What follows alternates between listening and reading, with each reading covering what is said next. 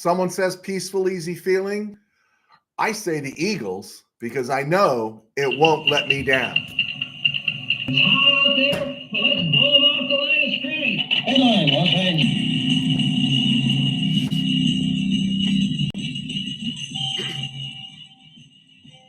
Live from the RamCave, I'm Joe Terosian, and this is RamView, the November 22nd, 2024 edition, brought to you by Kistler Law Firm. Injured in an auto accident, need help, got questions? Call Kistler Law at 661-206-6990. That's Kistler Law at 661-206-6990. And check out KistlerLawFirm.com. That's one word, KistlerLawFirm.com. Kistler Law, they've been fighting for you since 92. And by Temple City Auto Repair. Having some auto issues, get yourself some John and Henry at TempleCityAutoRepair.com. And finally, by Bench the App. Don't take a zero. Don't get a goose egg because you left a non-starting player in your fantasy lineup. Download Bench the App today and dominate your fantasy season. All right, it's great to be with you. Thanks for coming here. Be sure to hit the like button, the subscribe button, and share us all around. It really helps us stay in everyone's algorithm. Okay, we got Rams, Eagles. We got big games with the Seahawks and Cardinals. And we also have the Niners going to Green Bay. All this stuff. A lot of moving parts to what the rest of the Rams season is going to look like. But before I get there, I do want to talk about last night's Steelers-Browns game. And I know Steeler fan Rob is waiting for me to just unload on the Steelers. Steelers should have won. I went really hard against Steeler fan Rob on Wednesday. They should have won. But you know what? I enjoyed that game. I loved watching that game. Note to NFL, give me what I saw last night. Football does not have to be sanitized or climate controlled. I absolutely loved watching those players running around in the snow last night. I love the adjustments because this is how NFL made its bones, right? The elements, the overcoming. This is what made NFL films and NFL music and Facenda touch our soul, right? Not the sanitized guys running around on the carpet, but the guys that are all bandaged, bruised, bloody, muddied, running around there in the elements to get the win. So I beg Chicago, Green Bay, Buffalo, Pittsburgh, Cleveland, Cincy, New England, and Kansas City, even Seattle to one extent, don't go indoors. Just don't go indoors. This is what football's about. You need the climate. You need that. That's the nature of football. Thursday Night Football last night was a poem dedicated to the truth of football in America. It was marvelous. I loved it. I was rooting for the Steelers, actually, but it was just a great game to watch. Now, there were a couple things in there that I'll bring up, but that was just fun. And again, it's a reminder why Detroit's never been to a Super Bowl, why the Vikings haven't been to a Super Bowl since 1976, right? Because their teams decided we want to host Super Bowls and not go to them. And the Vikings haven't been back. 4 Super Bowls between 1969 and 1976 for its expansion team that was 16 years into its run, and they'd gone to 4 Super Bowls, and then some brain dead individual said, "Oh, let's get rid of the advantage we have of being the purple people eaters out in the cold, making life miserable for the Rams. Let's move indoors," right? It's a good thing Green Bay is one of those blue blood franchises that doesn't even have an owner. Otherwise, someone would have got the brilliant idea to take the Packers inside. And Buffalo doesn't go to 4 consecutive Super Bowls without their stadium being outdoors. So anyway, yeah, wanted to get that out of the way. All right, so let's get to the Rams stuff. Some breaking news today on the Eagles and what's going on with them. I've all week, even on Wednesday, I'm leaning against the Rams. I'm going to give my prediction back half of the show, but I've been leaning against the Rams winning this game. I was leaning Philly the whole way. The great Tim Burns, Paul Kistler, our key sponsor yesterday, he told me he likes the Rams on Sunday night. He said he likes the Rams chances better against Philly than he did against Miami a couple weeks ago. And I think Tim Burns took the Rams 38-24, so I'm going to hold him to that. But I was having a hard time seeing it, right? I'm looking for an opening. As a Ram fan, I'm looking for any opening, right? Any old orifice there. Just give me an opening, right? And Devonta Smith is out with a hammy. Devonta Smith is out with a hammy. The Slim Reaper is out for this Sunday.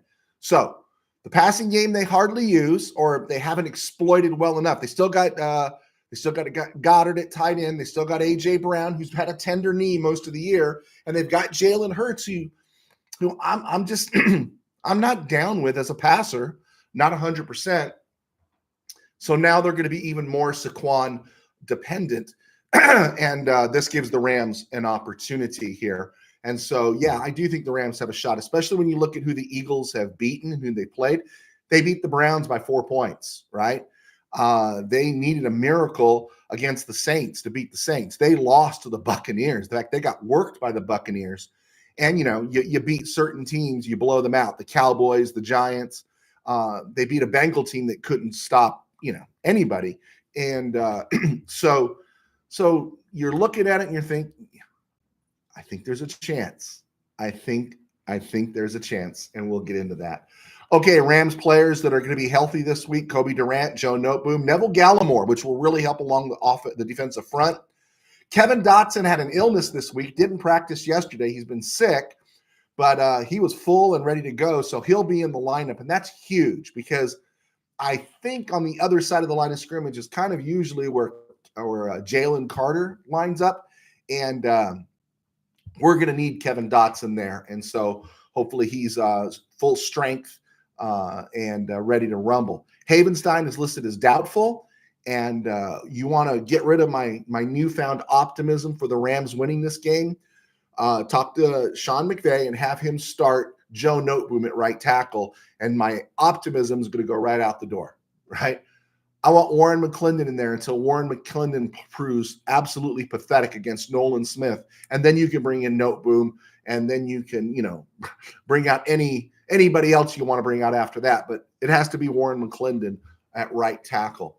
KT Leviston, the draft pick is looking like he's going to be activated pretty soon. That's interesting how the Rams are going to handle that. I might just leave him on the IR the whole season. I don't know if I want to activate him, because I don't want to risk anything with Justin Diedick, right? He's played so well.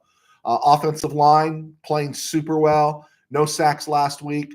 1 sack against the Raiders. 0 sacks in other games, and those 4 against the Dolphins. This is all since the break. So the Rams have played really, really well. Alaric Jackson's played well. Steve Avila had a better game last week. Bo Limmer had his best game. Kevin Dotson's healthy. And we're not going to have Havenstein. And this is where the Eagles are the most dangerous. To me, it's in the trenches, right? It's in the trenches. Bryce Huff is gone. Nolan Smith is one of their edge guys. So there's an opportunity here. That's a really good secondary. Quinyon Mitchell's had a great rookie year. Cooper DeJean has had a really great rookie year. What you have to rely on here is Stafford, of course. It's almost becoming cliche to say it. To say you got to keep Stafford upright, to say, we got to cut down on the turnovers, right? It's like, yeah, okay, what else do you have? Well, we have to have Stafford upright long enough to have Kupp and Nakua run their routes. If they run their routes, their guys are going to get open, right? They do have a tendency to get open. And if they're going to focus all their attention on them, expect D-Rob and Davis Allen to have opportunity, maybe Colby Parkinson. Expect those guys to have opportunity. The Eagles are really talented. They're really athletic. They can control the trenches. They got Josh Sweat. Is it Josh Sweat? One of the Sweat brothers down there at right end going across Alaric Jackson. So this is going to be a tough game. But I think some of these things have evened out a little bit, and the Rams do have a shot. All right. It's Friday night. Thanks, guys, for showing up. Willie Bowen, Tim Burns, USA expat. Thanks for being here. I promise I'll get to the questions real quick. But let's go around the NFL and other places. Regarding that Steelers-Browns game, I liked how the Steelers kind of used Justin Fields in that bad weather. I did. But what I didn't get was on that last possession before the Browns touchdown, they had him throw that long pass. That was just before the shanked punt. And I'm like, okay, maybe you're thinking with Fields you can catch them off guard, maybe, but I'm thinking if you're going to throw a deep ball, that's what you have Russell Wilson for. That's not Justin Fields' specialty, right? And so yeah, I thought that one was a mistake. There were a couple of other things there, frustrating. Yeah. I think when you look back, when the Steelers at some point have to go to Buffalo in the playoffs or go to Kansas City, they're going to look back in this and look at an opportunity. And I know people want to say trap game, but I don't think conference or divisional opponents should be considered trap games, at any time, especially now. Maybe that could happen with the Rams and Cardinals over the years because the Cardinals have been so bad, but that should not happen in the AFC North. There's no such thing as a trap game in the AFC North. Every one of those teams can beat the snot out of each other. And that was a shame for the Steelers because I thought they had a shot there. I still think they're a good team. I think they're better than Baltimore. But yeah, you need to win that game. Come on. And I don't care, TJ Watt was double teamed. The last 5 years of Aaron Donald's career, he was double teamed. You got to find a way. You just have to find a way. Giants are releasing Daniel Jones at his request. So good for Daniel Jones, right? Very classy and everything he's doing. You see him in his presser. If the Rams had room in the quarterback room, had chaos, I would say, yeah, let him be another one of those rec projects, right? Let him be another guy the Rams be on board. But right now, there's no room for him. You got Jimmy G. You still got the investment in Stetson. So I don't think there's any room for him. If I signed him, I'd leave him on the practice squad, right? That's what I would do. But I'd see him wanting to come to LA, but I just don't think there's any room because he wants somebody that's going to resurrect his career, right? But who would want him? He's going to clear waivers. No one's going to claim him off waivers. So he's going to be free agent. So you got Tennessee, obviously. Tennessee's in need of a quarterback. Miami needs a good backup for Tua. That's one that should look at him. Las Vegas needs a starting quarterback. If he wants to be a starter again before the season is over, he should go to Las Vegas, right? Arizona could really probably use him. Minnesota. And people are thinking, wait a second, they got Sam Darnold, J.J. McCarthy. Well, McCarthy, they're still cleaning up that knee. He had a second surgery on that knee. And Darnold's a free agent at the end of the year. And, you bring him in. You bring Daniel Jones in. You work with him. They don't have much backing up Sam Darnold right now outside of who? Nick Mullins? Is that who's backing him up? Dallas. If he wants to start right now, he can go to Dallas, right? It would be kind of funny to see. Yeah, it wouldn't happen. He's not Baker Mayfield. Dallas couldn't sign him now and have him play against the Giants on Thanksgiving Day. That would be kind of cool. But the team that stood out to me, and I dropped it on some social media today, and no one said anything. So, all right, no one's into it. Baltimore. Daniel Jones has legs. He runs really well. Why not have him come in and just school him on being the backup for Lamar Jackson? Right now, you got Josh Johnson. Josh Johnson is not Daniel Jones. Josh Johnson's not Lamar Jackson. Why not go with Daniel Jones in Baltimore? Why wouldn't you? I would make that pitch. And if I'm Daniel Jones, I'd take it because you got a team that has a moving, mobile quarterback that has a playbook that would accommodate you. And so I was thinking Daniel Jones to Baltimore. If I get that right, I'm sending myself a Kistler Cup. There we go. And of course, news is out there about the Frisco. I was going to talk about it when we break down the games, but Frisco's without Nick Bosa and Brock Purdy this week in Green Bay, and that's great news. We need Frisco to lose. We need them to lose. We want them buried. They could fall to 5-6 this week, then they play Buffalo next week and fall to 5-7. Outstanding. That's great. That's really good news. Amen. Amen. Okay, coach's on the hot seat. I think Peterson's past Eberflus. We've talked about that. Division leaders, we've talked about this. The Rams are 5-5. They're in that 8th spot for playoffs. Cardinals are 6-4. If the Seahawks beat the Cardinals jump to first place. Cardinals will slide down to the 8th slot.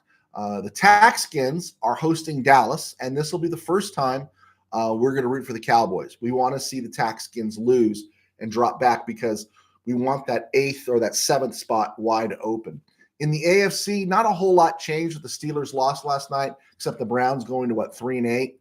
Jets are 3-8, but all these teams are bottom of the barrel. Colts get the Lions. Colts are going to fall to 5-7. Dolphins get the Patriots. They're going to go to 5-6. The team to keep an eye on are the Broncos. I think the Chargers, Ravens, they're going to get the wild card spots. Chiefs, Bills, Steelers, Texans, I think they're in.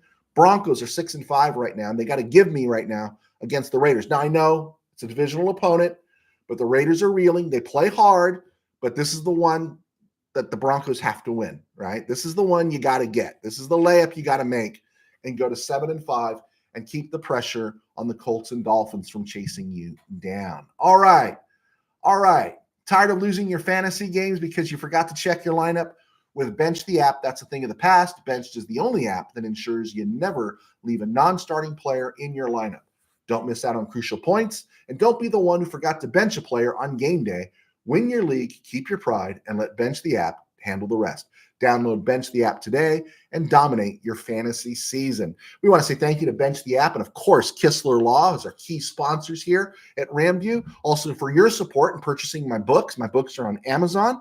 One of the reasons I had to put out today for my other job, my church job, is my throat. I feel fine, but my throat's a little thrashed. And I've actually been working on my first audio book, and I had to talk more than usual this week, and the bill came due this morning. So I didn't broadcast this morning, and I think some people thought I wasn't going to broadcast tonight, but I'm here. But we do appreciate your support with our books. We hope to get those audio books out in a slow chain over the next couple years, I guess, one at a time.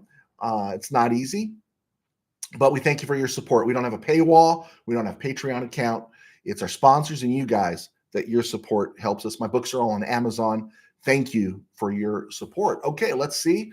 We got a couple of questions here. We do. Willie Bowen, for a victory for the LA Rams. Horns up. Is that your peaceful, easy feeling, Willie? I think you're thinking it, right?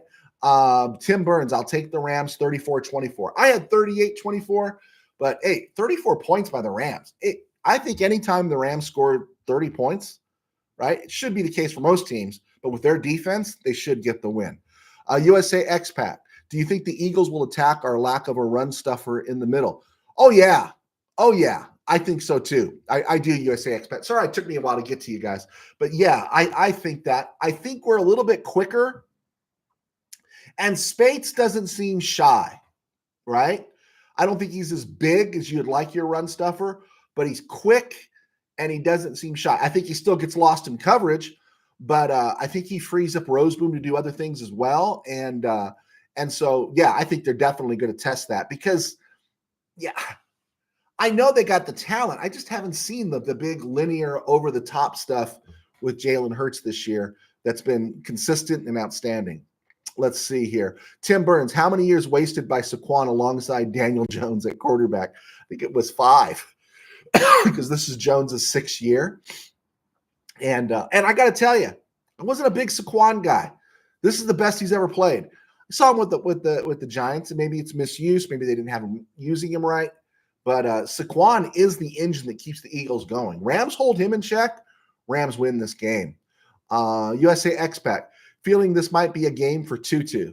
Well, I think it's going to be a game for one of the other receivers. I definitely do, because the Eagles have a really good secondary. And you know they're going to focus on Kupp and Nakua. And so that will open a door, obviously, right, for D-Rob, Tutu, maybe Whittington if he gets some snaps. You know, his snaps have really disappeared since everyone's gotten healthy in the wide receiver room. Yeah, and for our tight ends. But, yeah, there might be room there for Atwell. And, of course, Atwell doesn't even have to catch the ball sometimes. Sometimes he just needs to run that streak, get the pass interference, and we gain 50 yards. So, yeah, I think there is an opportunity there. Tim Burns, Purdy down. We have to gain a game when we can. Oh, absolutely. And honestly, if the Rams can win this one, it covers a multitude of sins that they committed against the Dolphins. It gets them back in the land of the living, because you beat Philly at home, all of a sudden that Bill game isn't a giveaway game anymore. Almost every game on the schedule, just about every game, and truthfully every game on the schedule. If you beat Philly, every game on the schedule is winnable, and nobody's going to want to play you in January. Everyone's going to start hearing footsteps, right? And I'm not saying it's going to happen, but this is that sweet spot. When do you want to start playing your best football, right? Late November, get it rocking in December, and be full throttle in January. And this is where Detroit, who's played great football, and I'm not anti-Detroit except when they play the Rams, but Detroit, how much better can they play? But they've already lost Hutchinson. They've lost Anzalone. They made the move for Zadarius Smith, but he's good, but he's not a world changer. Could we have seen the Detroit Lions peak, right? And that if the Lions take a little tumble back down to earth, who's the next team that rises up? I would argue the Rams have an opportunity here against Philly, because Philly's had some really good games, but they haven't had really great games against great teams, right? I'm trying to remember. Somebody go through that schedule. They beat the Bengals. They beat the Giants. They beat the Cowboys, right? They barely got past the Saints. They beat the Packers when Jordan Love was out. So you start seeing who they racked up wins against that are extremely impressive. I don't know. That's why my whole idea has gone someplace else. Tim Burns, welfare check on Steeler fan Rob is in order. Yeah, I think he was pretty upset. USA expat, by the way, really liking your attire tonight. I think my wife got this for me. I don't know where I got it from. I opened my drawer, and there it was. Willie Bowen, Saquon better start worrying about Fisk and Verse. I hope so. That's a great Philly offensive line, and there's the tail. Yeah, their passing game maybe it's not what it should be. Jalen Hurts is not what he should be, but that offensive line is great. It's a great offensive line. That's where it gets scary. Tim Burns, my honest opinion, Jones is an NFL starter. He has to find a nice fit, though. Yeah, I think it would be interesting to see. I think Dable just gave up on him, and it'll be interesting to see. Steve Ramirez, I just don't think the Eagles have beaten anyone. Oh, there you go, Steve. You and I are kind of on the same page, except the Packers, which was at a neutral site, and Jordan Love went down, of course. They did beat the Redskins or Taxkins, but I'm not totally sold on them. I'd say Rams 24-20. All right. You guys are making me believers. So, Steve. Thank you, Steve. Manuel Vasquez. The Eagles wide receiver Smith has been ruled out. Yeah, hammy. So containing Barkley and making Hurts beat us with his arm with a backup probably the best way to go. I agree. I do. I don't think Hurts has that capability, or he hasn't had that capability since the regular season of 2022. I just don't see it. Absolutely. Willie Bowen. Hola, man. Okay. JD Durham. Looks like Niners are through. No Purdy, no Bosa. Very possibility. I didn't hear about Trent. Kyle is screwed. Yeah. Manuel Vasquez. I didn't know about Trent Williams. If somebody's got something on Trent Williams, let me know. I'm not sold on the Eagles either during their 6-game winning streak. 4 of those teams have combined for a combined 10 wins. Their schedule, for the most part, has been very weak. All right. I think we're all kind of starting to see similar pattern here, right? I think we are. That one's pretty interesting. Pretty good, guys. Keep the questions coming in, and we'll get to them as we roll through the show. Forgive me if I take these pauses because I have thrashed my voice, and I'm borrowing some time here. I don't know if I can go the distance tonight. We'll see if we can go the distance. Let's see. Army Notre Dame this week really, really intrigues me. Army Notre Dame is really a game that I'm looking forward to seeing. It's in the Bronx. Rooting for Army. Can never really root for Notre Dame. I'm anxious to see Colorado at Kansas. They should beat them, but I want to see more of Colorado. Alabama going to Oklahoma. Now, this ain't a great year for Oklahoma, but Alabama at Oklahoma just seems so odd. And, of course, Indiana, Ohio State. Rooting for the Hoosiers. Got to see that one. That one's really interesting to me as well. And then Oregon is on bye, but they get Washington next week. USC, UCLA. I know who Steve's rooting for. That's always a big one. I saw someone said it's going to rain, but I looked at my weather app. It said it wasn't going to rain. So curious to see how that one plays out. All right. No news, no other news on the injury front with the Rams. We've got everyone back pretty much. The only one really ruled out for the Rams this week is Charles Woods. Actually, he's the only one that's ruled out. Havenstein is doubtful. All right, let's take a look here at. Yeah, we just spent a whole time talking about that. The Eagles were projected to be 10-5. Barkley is their offense. Devonta Smith is out. Dallas Goedert, A.J. Brown.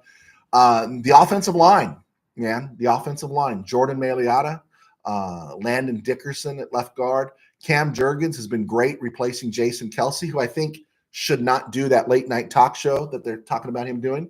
They've resurrected Mekhi Becton, made him a right guard instead of a left tackle, and they're getting the dividends from him that the Jets did, and Lane Johnson at right tackle. That's the difference, guys. That's it right there, man. Boom, that offensive line. And that's why it's going to be – they're getting Neville Gallimore back this week, which he's a grade up from Jonah Williams.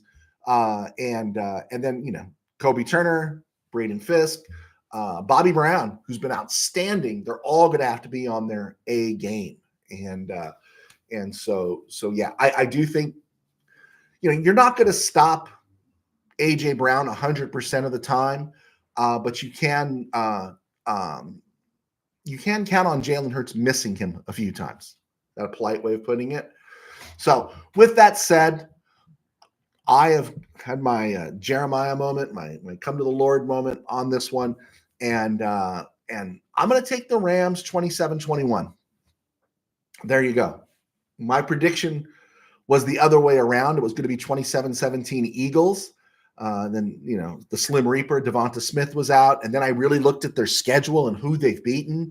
And I think the Eagles might be just a little bit of fool's gold, just a little bit of fool's gold.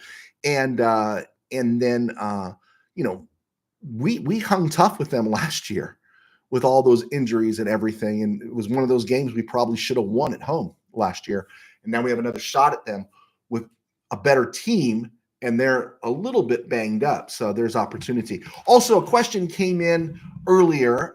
One of our people that watched this, LVRG, MJJ, I forget his name. It was just a bunch of letters. And he asked me, do we have a kicker problem? Do you guys think we have a kicking problem? I don't think we've had a kicking problem. I don't think we didn't lose to the Cardinals because of a kicker issue. We didn't lose to the Lions because of a kicker issue. We didn't lose to the Packers because of a kicker issue, right? We didn't lose to the Dolphins because of a kicker issue. We didn't lose to the Bears because of a kicker issue, right? He has made the field goals we need him to make, and he is going to have moments. He's a rookie. Those things are going to happen. And honestly, who's out there? Who's on the street right now? Are you going to bring Mason Crosby back from something? Who's out there that you'd really want to bring in? So, no, I have full confidence right now in Joshua Carty. Now, he blows 3 field goals Sunday night. Yeah, I'll be the first one, pouring in the tar and getting the rail to run him out of town on. So there we go. Okay, last night, Steelers beat the Browns in the Bill Nelson Bowl, or the Browns beat the Steelers in the Bill Nelson Bowl. You can tell Jameis Winston really wanted that, right? Jameis Winston kind of reminds me. He doesn't run as much. Reminds me of Daniel Jones. A lot of talent there, but he just can't kind of get it together. And but he gives them a better chance to win than Deshaun Watson does, or DTR. And so good for Jameis Winston. Good for him. Vikings at the Bears in the Allen Page Bowl. I like the Vikings in this one. Just keep an eye out on the Bears offense. Thomas Brown, the former Ram assistant, is now the interim OC, and it'll be interesting to see how well he does. Titans and Texans in the Houston Bowl. I'm taking the Texans here. Lions at the Colts in the Greg Landry Bowl. If the Colts win, it'll be because Anthony Richardson plays like the first-round draft pick that he's flashed being, and he does it for 4 quarters. And if that happens, Shane Steichen should be named Coach of the Year on the spot, because people are saying he blew it by benching Anthony Richardson. I think if Anthony Richardson comes back and plays another great game, that he turned the light on for Anthony Richardson, because Richardson needed to go to the bench Had to go to the bench after that ridiculous statement of, I was out of gas being the quarterback. Grow up, kid. Grow up, right? And if Steichen got his attention, unfortunately, if it cost his team a couple of games, so be it. But if he got his attention and that put the light on for Richardson, that he's not just playing mamby-pamby Florida Gator ball, but he's really here in the NFL, then Shane Steichen should be coach of the year. I don't think the Colts are going to win that game. I do think at some point the Lions are cruising for a bruise, and I think it might happen within their division. I don't think it's going to happen against the Colts. Patriots, Dolphins in the Irving Fryer Bowl. I think Drake May gives the Patriots a shot. I'm taking the Dolphins at home, but I think Drake May is good enough right now with the talentless receiving core that he has. I said talentless to take the Dolphins, to take anybody right now, just about. Buccaneers at the Giants in the Ray Perkins Bowl. I'm going Bucks in this game, obviously. I think the Giants will probably be, bringing back Norm Snead before the season is over. Cowboys at Taxkins in the North Turner Bowl. I'm taking the Taxkins, but we're rooting for the Cowboys. We're rooting for the Cowboys. Broncos at Raiders in the Willie Brown Bowl. If the Broncos, they have to win this game. Raiders are 2-8. They can't screw around. Everything's flashing really well for the Broncos. If they want to secure, get a real stranglehold on that 7th spot in the playoffs, they got to improve to 7-5 and beat the Raiders. 49ers and Packers, Fog City without Bosa and Purdy. A former Ram quarterback, Brandon Allen, will be the starting quarterback, or Brandon Allen will be the starting quarterback. McCaffrey doesn't look 100%. Do you really want to say, here, let's just give the ball to McCaffrey 30 times, let him get us out of this after he hasn't played all year? George Kittle's coming back from an injury. So one of you guys said something about Trent Williams. I haven't seen it, but if you got it, let me know. We'll take a look at that there. So yeah, a lot of stuff there. Packers are in trouble. Cardinals at Seahawks in the Theodis Brown Bowl. Rain is expected. That's great. Cardinals indoor team. Abraham Lucas, the former Washington State Cougar, will be back at right tackle. And opportunity. Seahawks are healthy. Leonard Williams is back. There's an opportunity here for the Seahawks, and they've got to be riding high. They've got to be riding high with Geno Smith and with what's on the table in front of them. A win here makes the Seahawks 6-5, drops the Cardinals to 6-5, and the opportunity is there for the Seahawks to go into first place. Eagles Rams in the Roman Gabriel Bowl. I got a funny story about that. I'll tell you that in a little bit, but I've leaned Rams. I've said it. 27-21 Rams. There you go. There might even be a spot there where the Rams are up 27-10, but of course they'll make it interesting, right? Just joking. Rams 27-21. Monday night, Ravens Chargers in the Harbaugh Bowl. And that game, one of the few Monday night games that are saying, yeah, I got to watch that Monday night game. And sure enough, that is going to be good. And I'm leaning Chargers in this one. If they just had a couple of receivers, a couple of healthy receivers, this thing would be dangerous, right? Because the Ravens defense is not that good. It's not that good. And J.K. Dobbins is playing some of the best ball of his professional career. All right, let's see what we got here. Let's see. Steve Ramirez, I would love to see Alabama and Notre Dame in the playoffs in the snow. That's a real thing, right? A lot of people are talking about that. I heard Coward talk about it. I heard other people talking about it. The idea of some of these SEC teams having to come north and play in the weather. I think it's awesome, right? I think it's great. just great. I'm excited about that too. Yeah, I'm with you, Steve. Michael Negretti. Hello, Pastor Joe. I hope Jordan shows some love against the 49ers. Go Rams. Great opportunity, right? I loved hearing him say they're still upset about the playoff loss last year. If you guys remember, not only did the Lions have the 49ers on the ropes in the NFC Championship game, who bailed them out? Brock Purdy bailed them out, that no one gives respect to. But outside of a couple of Josh Reynolds drops, Detroit wins that game. They do. But before that, the week before, the Packers had the 49ers on the ropes. And I was glad to hear Jordan Love say we want some payback. So let them go to Green Bay. Let them go in the cold. Let them go with the backup quarterback. Let them not have the ability to get a pass rush, right? And let's see some magic happen. Go Pack. USA X-Pack. Cardi could end up kicking the game-winning field goal in this one. You're right. He could, and I trust him. But I don't want that to happen, USA Expat. As I said, I don't want to see a good game. I want to see the Rams win 31-3, right? I just want to have nice things for 1 week. I just want to have nice things and not have to stress about that game so much. All right, here we go. Here, let's see what we got. Yeah, okay. Groove, my man. All right, we're at the 35-minute mark. I don't know if I'm going to make it to 50 tonight, guys. Before we get into the State Rams history, I wanted to bring up, when I was a Ram fan, I picked up the Rams halfway through the 72 season. That was the 6-7-1 team. That was the team that was 5-2-1, and then just collapsed down the stretch.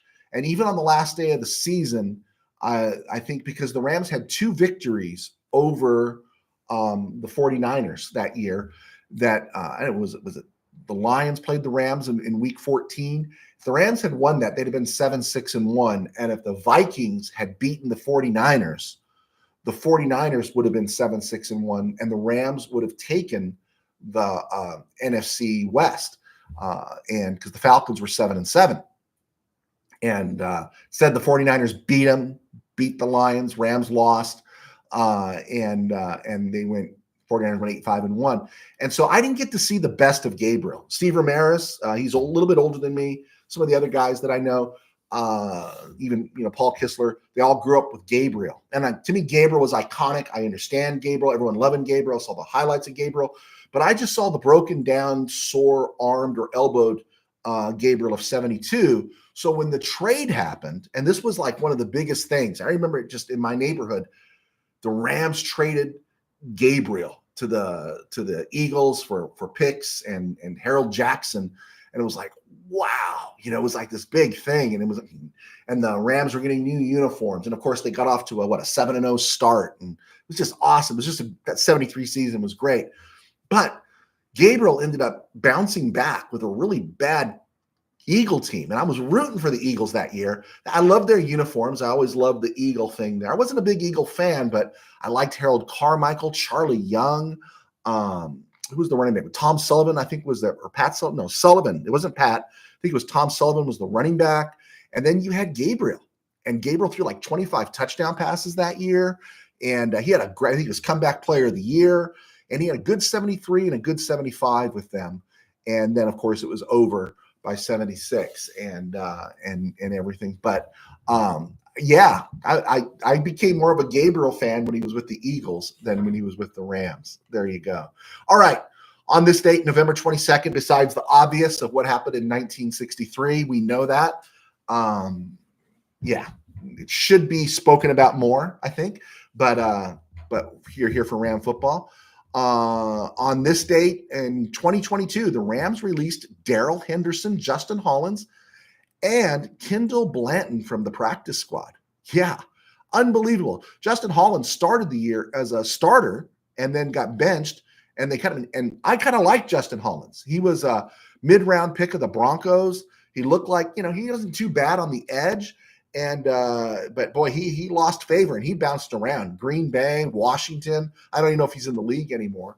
Darrell Henderson got cut, but he got brought back a year later for a brief run. And then Kendall Blanton. Anyone remember Kendall Blanton in the postseason in 2021? Yeah, Kendall Blanton. I think he was on the Chiefs roster in 2022 and picked up another ring. Yeah, Kendall Blanton, tight end, had that touchdown against Tampa Bay. Born on this day in 1947, Jack Reynolds. Jack Reynolds turns 77 today. Last I heard from some people that have some connection to the Rams, Reynolds isn't doing good health-wise. That's the last I heard. I heard that about a year ago. He was a first-round pick, 22nd overall by the Rams out of Tennessee, George Allen's era. He appeared in 14 games as a rookie, but never even got to start with Tommy Prothro because Marlon McKeever was there. And then, of course, Knox comes in. McKeever is basically gone, retires, plays around Philly a little bit. But Jack Reynolds becomes the Rams starting middle linebacker from 73 through 1980. Appears in 2 Pro Bowls. But, again, this was the age of the middle linebacker when the middle linebacker was the quarterback of your defense. So number of Pro Bowls, it doesn't, it shouldn't reflect on, he wasn't great, right? You know, it was Jeff Seaman, Jim Carter, Mike Lucci was there briefly in Detroit in the early 70s before he retired. Tommy Nobis was in Atlanta. Leroy Jordan was in Dallas. Was it Frank Nunley in San Francisco? So you knew who your middle linebackers were in those days. And so he didn't get probably the credit he deserved, but he was great.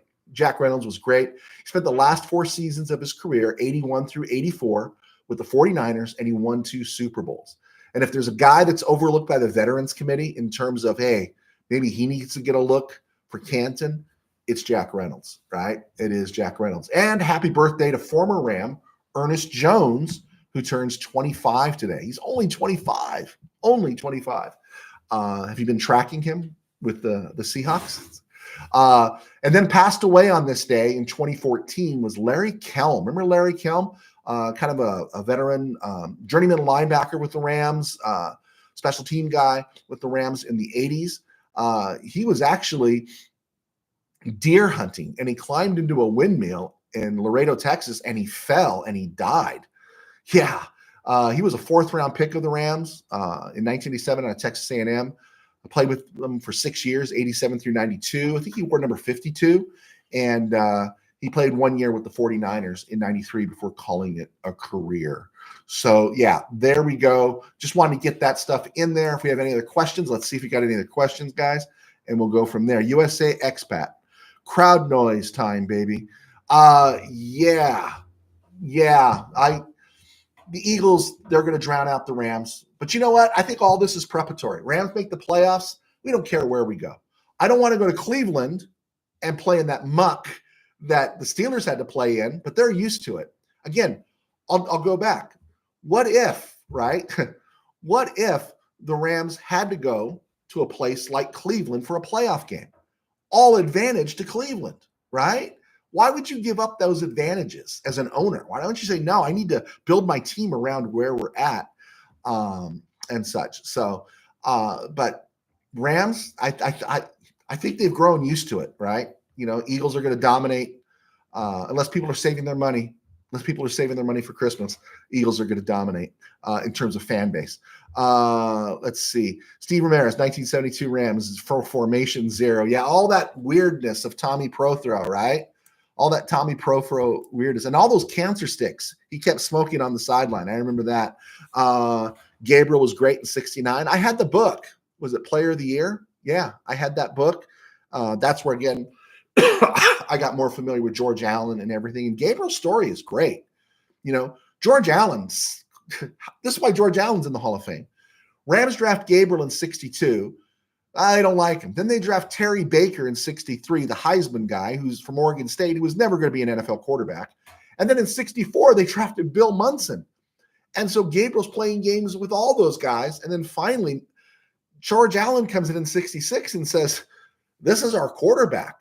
I mean, I think Gabriel was almost set to sign a contract with the Raiders in the AFL. And if not for George Allen coming in, Rams would go 8-6 in 66, and then their playoff teams in 67 and 69.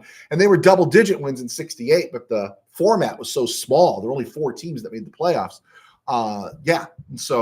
Big deal there with Gabriel. I totally understand why Ram fans are he's iconic. Michael Negretti, Hacksaw Jack Reynolds. Absolutely, Hacksaw Jack Reynolds. We were Jack Reynolds fans when I was a kid. Jack Reynolds, Isaiah Robertson, Ken Geddes. Yeah, who can go wrong with that? And then you replace Ken Geddes with it was going to be Rick Kay, and then it turned into Jim Youngblood, and then you replace Isaiah Robertson with Brzezinski. No, you replace Robinson with Brzezinski. And for the time he was here, there's good defenses, man. Really good defenses. All right. I think we got everything in. Let me just look at this real quick here. Yeah, I think we did. Let's look tomorrow. Nothing big there. I'm looking at my Rams history right here. Sunday, November 24th. Real quick there. Born on this day, the late wide receiver, halfback Purvis Atkins. He was a 3rd-round pick that the Rams acquired when they sent the future to the Baltimore Colts I think it was in 58. The Rams had drafted Billy Ray Smith and Jimmy Orr, and they sent them to the Pittsburgh Steelers, actually. They ended up in Baltimore, and they got some draft picks to take Purvis Atkins. And one other guy didn't amount to much, a guy named Tom Fankhauser. I looked this up. But Purvis Atkins, 3 seasons with the Rams, caught 54 passes, 2 touchdowns, 35 catches. But here was the interesting thing about Purvis Atkins. Did you watch the longest yard? He's one of the receivers in the longest yard with Burt Reynolds in the original. I think he's number 17. It's Purvis Atkins, former Ram. Yeah. Maybe he's not the one that wears 17. Maybe he is. But he ended up in the longest yard. I thought that was interesting. And then finally, I think that's it. Yep. I think we got it all in that we wanted to get in. All right. There we go. Anything else here? Steve Ramirez, Rams were 11-2 and 67, but had to play at 9-4-1 Green Bay. Yeah. Home sites were predetermined. Steve, I bring that back up too, because in 73, Rams were 12-2, beat the Cowboys head-to-head, and they had to go to Dallas in the first round of the playoffs in 73. Preposterous, right? Absolutely preposterous. Ridiculous. They owe us a Super Bowl. I'd like to do a what if. What if the Rams ended up as division winners in 72 and then got to play Dallas, right? What if they got to play Dallas in the first round of the playoffs in 72? And what if that game, since that game was in Frisco, if the NFC West had the home field advantage, wouldn't that game have been played at the Coliseum? Could the Rams have gotten the Cowboys at the Coliseum in 72 and maybe been the team that beats the Cowboys and Staubach doesn't have that great comeback, and then we have to go to Washington, of course, get our butts kicked by George Allen? Boy, that would have been heat. Could you imagine an NFC Championship game in 72 with the Rams going to Washington to play George Allen? That'd have been a bigger deal than Washington coming here and George Allen coming here in 74. I was at that playoff game. I think you were too, Steve. All right, let's see. Tim Burns, Rams will be 6-5. All right. I'm buying. Again, all sins are washed away if they beat the Eagles. If they beat the Eagles, everything goes away. We'll look at the schedule for the Rams schedule for the rest of the season here. Right here. Could they run the tape? Running the table, that's a heck of a thing to say. I mean, let's be cool. But if they beat the Eagles, Rams go to 6-5. You beat the Eagles, you better beat the Saints. Rams go to 7-5. The Bills. All right. How do you want to handle the Bills? Right. Let's not get our heads too big. Let's say the Bills come into SoFi and win 7-6. 49ers right now, 49ers are limping 8-6. Jets are limping 9-6. And then you get the showdown with the Cards and the Seahawks in week 17 and 18. Potential, not saying, potential to finish the year 11-6, right? 11-6. I think 10 wins if the Cards come back down the earth. If the Cards win in Seattle, it's nervous time at the Forum, right? It's nervous time at the Forum, as Chick Hearn used to say. Cardinals need to lose. Cardinals need to lose because if they win, they're going to be 7-4. Rams are going to be 6-5, but they've also got the tiebreaker right now over the Rams. And again, they're playing the Eagles. So go Seahawks, right? Go Seahawks. Okay. All right. I think we're good. My voice is going. You know what? I'll hang out. I usually go 50 minutes. I got 1 minute and 10 seconds left. You guys tell me what you want to talk about. Now that I think about it, USA Expat, I think my wife did buy this one for me. There we go. And Steve, I'm surprised you're not out covering a football game. Yeah, I'm willing to wrap this puppy up. Keep an eye on that Ram offensive line dealing with Jalen Carter, Sweat, and all those guys up front. Philly has a tendency to win in the trenches, and they got the offensive line. Yeah, again, my remedy for the tush push is give it to them, but jump the snap. If the Eagles are inside the 1 and they're lining up for a tush push, jump the snap and deliver some punishment. Do it 3 or 4 times. Just smash into the offensive line. Smash into the offensive line of the Eagles and make them pay. Make them pay. Thank you, USA Expat. Appreciate it. Mike Danite. Mike, thank you for joining us. Keys to win. Again, I sound redundant when I say this. The offensive line has to play like they're steaks on the grill, right? It's like, and there's only a few. They have to play like there's 5 offensive linemen and there's only 4 steaks. And the only way to get to that barbecue line is to knock over who's in front of you. They have to play angry. They have to play tough. Both sides of the trenches there. And I don't think I'm saying anything new that anything in an NFL game, but they have to. And if they do that, there's opportunity. This is a talented Eagles team, but they haven't been overly impressive. And I would look, geez, that's ruthless, Joe. Yeah, am I wrong in saying that? I've said that for the last couple of years. Just light them up in the toots push. You're going to get the first down anyway, but what I'm going to do is I'm going to make you pay for it, right? I'm going to make you pay. I'm going to make you go, now, I don't know if I want to run that anymore. I don't know if I want to run that anymore. And how could they call it, oh, I just jumped the snap. I misheard the count. And we're so amped up. How do you call that a personal foul? Just keep plowing into them. There you go. Thank you, G's Nuts. I appreciate that. Last thing there, Mike Denite. Thank you. I didn't have to finish answering your question. The key to the win, as we talked about earlier in the show, is keep an eye on the secondary receivers, third option receivers. Keep an eye on D-Rob. Keep an eye on Tutu, because we got to believe this is a really good Eagles secondary, and they're going to do everything they can, because their idea will be we shut down Kupp and Nakua. This Rams passing attack goes away. But we also know, that, our number 3 receivers are as good or better than anybody else in the league. D-Rob, Tutu, and so there's opportunity there. And so I hope they exploit it. There you go. Steve Ramirez. Sorry, Mr. Farnsworth. There you go. Okay. All right. I went past 50 minutes. My voice hung out. I'm going to have to let you guys go. But thanks for hanging out. Please hit like, hit subscribe, leave comments, share, help us grow in the algorithm. We got to work on our marketing here. God bless. Take care. We will see you guys on Monday.